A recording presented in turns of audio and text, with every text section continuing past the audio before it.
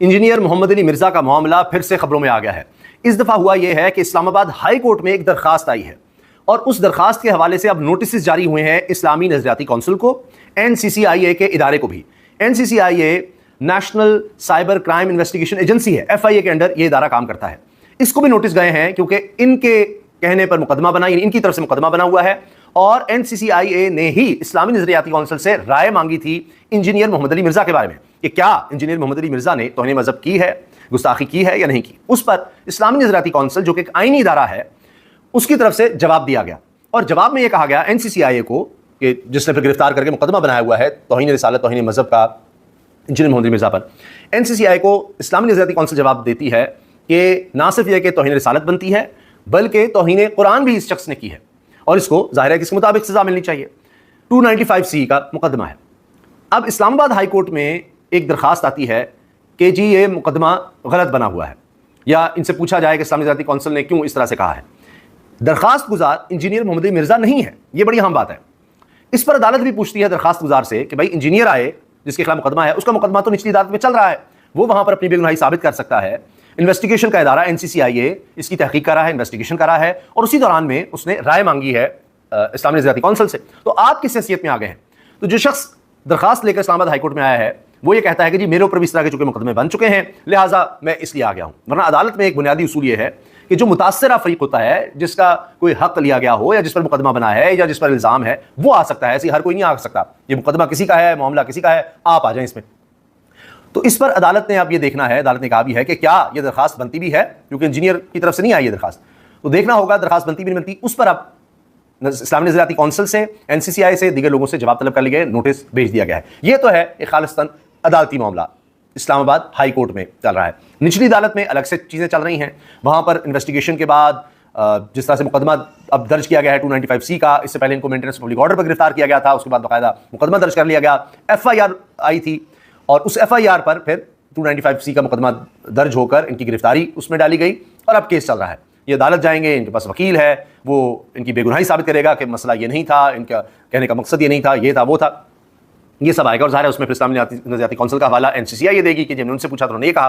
لیکن NCCIA نے جب اسلامی نظریاتی کونسل سے پوچھا تھا کہ جی کیا ہے توہین رسالت توہین مذہب بنتی ہے یا نہیں بنتی، تو اس میں NCCIA نے 7 علماء کی رائے بھی لگائی تھی جو کہہ رہے تھے کہ جی نہیں، گستاخی نہیں بنتی۔ اب شاہزیم خانزادہ نے جیو پر پروگرام کیا ہے اور اس میں تفصیل سے اس سارے معاملے پر گفتگو کی ہے۔ اس میں انہوں نے ایک کلپ چلایا ہے، وہ میں آپ کے سامنے رکھتا ہوں، 3.5 منٹ کلپ۔ ویسے انہوں نے گفتگو 36 منٹ، یعنی سارے کا سارا پروگرام ہی تقریباً انہوں نے اس سارے معاملے پر انجینئر محمد علی مرزا کے سارے مقدمے پر کیا ہے۔ اس میں بیک گراؤنڈ بتایا ہے کہ انجینئر محمد علی مرزا نے کہا، ایک پوڈ کاسٹ ہے، اس میں انٹرویو دیتے انہوں نے کہہ دیا سرکار دو عالم صلی اللہ علیہ وآلہ وسلم کے حوالے سے کہ جی عیسائیوں کا یہ ماننا ہے، یا وہ یہ کہتے ہیں کچھ کہ جی نبی کریم صلی اللہ علیہ وسلم جو ہیں وہ یہ ہیں جو ایک قیامت سے پہلے ایک یہ کہیں کہ ایک کردار آئے گا جس کے بارے میں یہ ہے، میں چونکہ ادب کا تقاضا یہ ہے کہ اس سے ہم منسوب بھی نہ کریں، انجینئر صاحب نے تو کر دیا، اسی لیے تو مقدمہ بنا ہے کہ انہوں نے کفریہ بات کو دہرایا، اور اس سے پہلے بھی ان پر اس طرح کے الزامات رکھتے رہے ہیں، وہ پہلے بھی گرفتار ہو چکے ہیں، پھر رہا ہوتے تھے، تو پھر یہ سارا مسئلہ بنا۔ تو سیدنا عیسیٰ علیہ السلام اور سیدنا امام مہدی کے حوالے سے یہ بات آتی ہے کہ ان کے مقابلے پر جو ایک کردار ہوگا، بدبخت اس کو کہیں، اور اس طرح سے جو ایک بد کردار ہوگا وہ ہوگا، اس کا نام جوڑ دیا، یہ کہ جی حضور صلی اللہ علیہ وآلہ وسلم کے حوالے سے، نبی آخر الزمان کے بارے میں، خاتم النبیین صلی اللہ علیہ وسلم کے بارے میں عیسائیوں کا یہ نقطہ نظر ہے کہ وہ یہ ہے، توبہ نعوذ باللہ۔ اور اس میں انہوں نے قرآن کا حوالہ دے دیا، جی قرآن میں تو اجازت ہے عیسائی خواتین سے شادی کرنے کی، جبکہ ان کا کانسیپٹ تو حضور کے بارے میں یہ ہے، تو پھر بھی قرآن ہمیں اجازت دے رہا ہے کہ ایسی عورتوں سے تم شادی کر سکتے ہو جو اہل کتاب ہیں، وہ کرسچن ہیں، اور ان کا جو مذہب ہے یا ان کا ماننا حضور کے بارے میں یہ ہے، پھر بھی ہمیں اجازت مل رہی ہے کہ جو حضور کے بارے میں ایسا توبہ نعوذ باللہ، توبہ استغفار، کہ جو ایسا تصور رکھے حضور کے بارے میں، اتنا کفریہ تصور رکھے، اس سے بھی شادی جو ہے وہ جائز ہے۔ اب یہاں اسلامی نظریاتی کونسل کہتی ہے انہوں نے قرآن کی بھی غلط تشریح کی ہے، قرآن کے حوالے سے بھی غلط بات کر دی ہے، اس پہ توہین قرآن بھی بنتی ہے، توہین رسالت الگ 295C اور قرآن کی بھی، یہ انہوں نے آگے یہ بات بھی کہہ دی۔ اب یہ سارا سلسلہ چل رہا ہے۔ شاہزیم خانزادہ نے کیا کیا ہے کہ انہوں نے دوسری رائے جو اسلامی نظریاتی کونسل سے برعکس ہے، یا کوئی علماء جو دیگر بات کرتے ہیں ان سے برعکس ہے، تو ان تمام کی رائے، جس میں مفتی طارق مسعود بھی ہیں، اور اس میں غامدی ہیں اور دیگر علماء ہیں، ان کا اس میں موقف لیا ہے، جس میں شیعہ علماء بھی ہیں کہ جی انہوں نے کفریہ کلمات دہرائے ہیں، تو کفر کا دہرانا کفر نہیں ہوتا کہ کسی نے کہا ہے فلاں نے کہا ہے، تو اس لیے اب یہ ان کے دفاع میں یا ان کے حوالے سے جو باتیں ہوئی ہیں وہ کی جا رہی ہیں، اور وہ سنیے گا. میں آپ کو یہ سناتا ہوں اور پھر تھوڑا سا اگر وقت ہوا تو اسلامی نظریاتی کونسل کی بھی بات کریں گے کہ ان کا کیا تھا موقف. اب یہ شاہ صاحب خانزادہ نے یہ شیئر بھی کیا ہے کلپ، اور اس میں کہا ہے کہ کیا کسی کا بیان نقل کرنے پر توہین کا الزام لگ سکتا ہے؟ کیا توہین کے مقدمے اور الزام سے پہلے رجوع اور وضاحت کا موقع ملنا چاہیے؟ توہین کا جھوٹا الزام لگانے والے کی مذہب میں کیا سزا ہے؟ کیا انجینئر مرزا کیس میں اسلامی نظریاتی کونسل کی رائے درست ہے؟ یہ سنیں.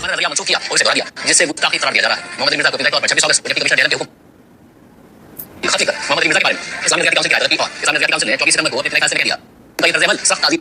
اچھا، یہ اس میں اسلامی نظریات جو بنا رہے ہیں کہ انہوں نے نہ صرف یہ کہ توہین رسالت کی ہے بلکہ انہوں نے توہین قرآن بھی کی ہے. تو یہ بات ان کی ہے. اب یہ علماء کی رائے سنیے گا.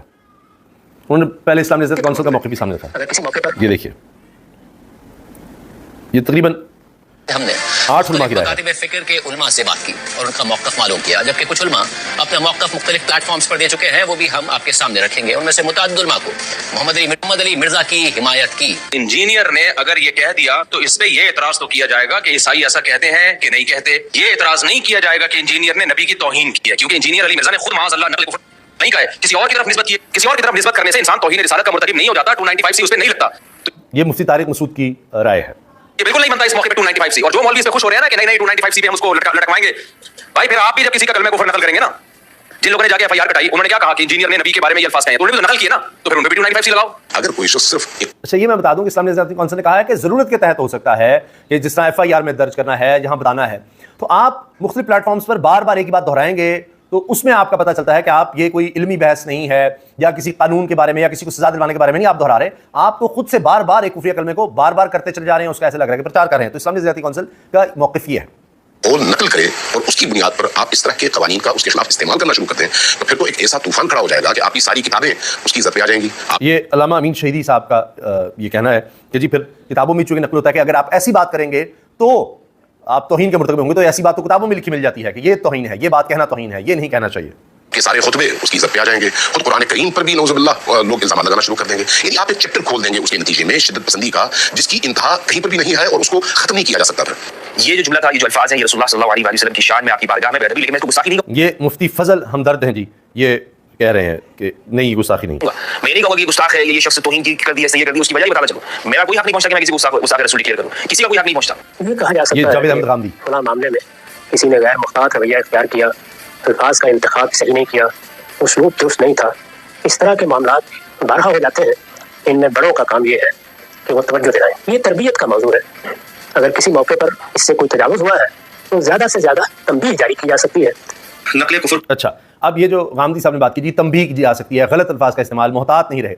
اب ایک شخص خود کو اسکالر کہے گا اور کہے گا جی 30 لاکھ سے زیادہ میرے فالوورز ہیں، اور بار بار ایک بات کرے گا. اس سے پہلے FIR کی درخواستیں آئی ہیں بہت سے ہوئے ہیں کہ جی آپ صحابہ کے بارے میں، علماء کے بارے میں، اولیاء کے بارے میں، بزرگان دین کے بارے میں، انبیاء کے بارے میں آپ اس طرح گفتگو کرتے ہیں، محتاط ہوں، ایسا نہیں کرنا چاہیے، نہیں کرنا چاہیے، نہیں کرنا چاہیے. تو ایک تسلسل ہے، تنبیہ سے بات آگے بڑھ گئی. یہ اب دوسری سائڈ کا میں موقع بتا رہا ہوں کہ جی بار بار ایک شخص کہہ رہا ہے، اس کو سمجھا بھی رہے ہیں، وہ باز ہی نہیں آ رہا، وہ پھر اس طرح گفتگو کرتا ہے، بار بار وہی بات کرتا ہے. جبکہ صرف یہ نہیں کہ توہین مذہب کسی کے بھی بزرگ کے بارے میں یا جس سے لوگ عقیدت رکھتے ہوں، اس کا احترام کرتے ہوں، تو آپ دل آزاری نہیں کر سکتے، یہ قانون کہتا ہے. لیکن وہ تو بار بار یہی کر رہے تھے. کفر نباشت کبھی بھی یہ ڈاکٹر مفتی نعمان نعیم ہے. کوئی چیز نقل کرنے سے انسان کافر نہیں ہو جایا کرتا. ان کے جو جملے تھے یا الفاظ تھے اس سے کوئی گستاخی سرزد نہیں ہوتی، نہ ہی وہ گستاخی کے زمرے میں آتے ہیں. لہٰذا ان کے اوپر کوئی بھی ہم یہ سمجھتے ہیں کہ کوئی سزا 295 سی یا اس طرح کا کوئی بھی قانون جو ہے ان پر لاگو نہیں ہوتا. اب یہ اگلا جو یہ کہیں موقف ہے وہ ہے علامہ سید جواد نقوی صاحب کا. نقل قول کوئی نہیں توہین شمار نہیں ہوتا، جیسا کہ ایک محاورہ بنا ہوا ہے کہ نقل کفر کفر نہ باشد. کسی خفیہ کلمے کو نقل کرنا. اچھا، یہ ان کا ہو گیا جی جواد صاحب. اب یہ ہے مولانا عمار خان ناصر. یہ بیان کرنا، یہ تو توہین رسالت نہیں ہے. قرآن نے بے شمار نقل کیے ہیں، کفار کے جو تبصرے تھے رسول اللہ صلی اللہ علیہ وسلم کو قرآن نے نقل کیے. تو اگر آپ وہ پڑھ کے سنائیں کہ کفار یہ کہتے تھے تو نقل کرنے والا تو توہین کا مجرم نہیں. یہ مسئلہ خالص کرنا نقل کفر کا ہے، اور نقل کفر جو ہوتا ہے وہ کفر نہیں ہوتا. نقل کفر تو اللہ کے بندے، آپ یہ سمجھیں کہ اللہ تعالیٰ نے قرآن مجید میں کافروں کے قول نقل کیے ہیں کہ وہ کافر یہ کہتے ہیں، وہ یہود یہ کہتے ہیں، نصارہ یہ کہتے ہیں، ساری دنیا یہ کہتی ہے. اب یہ کہہ رہے ہیں جی یہ ہاں جی کفر کو نقل کیا ہے انہوں نے، اس لیے نہیں. مگر مسئلہ وہی ہے کہ اب دوسری سائڈ کہتی ہے کہ یہ بار بار کرتے رہے ہیں اس طرح کی بات، اور بغیر اس کے کہ جی کوئی علمی ڈیبیٹ ہے یا سمجھانے کے لیے یا بتانے کے لیے کفر ہے. آپ اب اس کو جوڑ اس طرح سے رہے کہ جی کوئی اگر کفریہ کلمہ بھی کہتا ہے تو یعنی یہ کفریہ کلمہ ہے، حضور کے بارے میں اس طرح کا تصور رکھنا ہے، بات کرنا.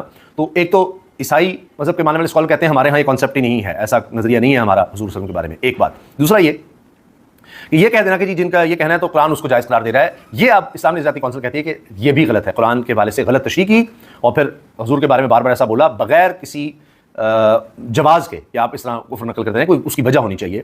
جس طرح یہ بات آئی کہ جی ایف آئی آر میں تو لکھنا پڑے گا، بتانا پڑے گا، یا قرآن کے حوالے دے رہے ہیں کہ قرآن میں تو پھر بتایا کہ بھئی یہ باتیں کرو گے تو تم توہین کے مرتکب ہو گے، یہ مت کرو، تو سمجھانے کے لیے ہے. لیکن مرزا صاحب جہاں بیٹھتے ہیں، جدھر بھی ہوتے ہیں، کسی بھی انٹرویو میں وہ اس طرح کی باتیں لے آتے ہیں جو شاید موضوع بھی نہ ہو اور وہ بات کرتے ہیں. تو یہ اسلامی نظریاتی کونسل کی موقف ہے. بہرحال عدالت میں کیس ہے، اسلام آباد ہائی کورٹ نے بھی اب جواب مانگ لیا ہوا ہے، تو دیکھتے ہیں کہ کیا جواب آتا ہے اس کیس میں، آگے کیا ہوتا ہے. لیکن اتنی آسانی سے اب اس کیس کا فیصلہ نہیں ہونے والا، چیزیں دونوں طرف سے آئیں گی، وکلاء ادھر سے بھی پیش ہوں گے. دیکھتے ہیں کہ سرکار کا موقف اس بارے میں کیا آتا ہے، ابھی تو انویسٹیگیشن میں ہے، رائے لے رہے ہیں، اور دوسری طرف سے انجینئر محمد علی مرزا کے جو وکلاء ہوں گے وہ تو ظاہر ہے ان کا دفاع ہی کریں گے. پھر فیصلہ عدالت نے کرنا ہے، پھر عدالت کے فیصلے کے بعد پھر آگے پھر معاملہ مزید عدالتوں میں جائے گا. تو ابھی یہ اتنی آسانی سے معاملہ حل طلب نہیں نظر آتا، یہ آگے بات بڑھنی ہی بڑھنی ہے. اللہ حافظ.